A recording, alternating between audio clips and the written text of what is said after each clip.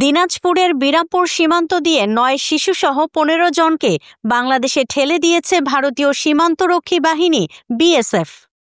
বৃহস্পতিবার ১২ জুন রাত ২:৩০টার দিকে উপজেলার বিনাইল ইউনিয়নের অচিন্তপুর সীমান্তের ২৮৫ মেইন পিলার এলাকা দিয়ে তাদের ঠেলে দেয়া হয়।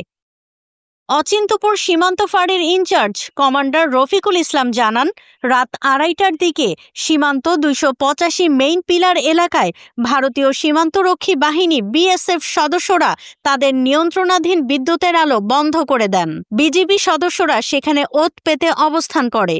পরে অন্ধকারের মধ্যে ভারত থেকে ১৫ জন ব্যক্তিকে আসতে দেখেন তারা। এ সময় তাদের আটক করে বিজিবি হেফাজতে রাখা হয়। তাদের মধ্যে ৩ জন পুরুষ, ৩ জন নারী ও ৯ জন শিশু রয়েছে।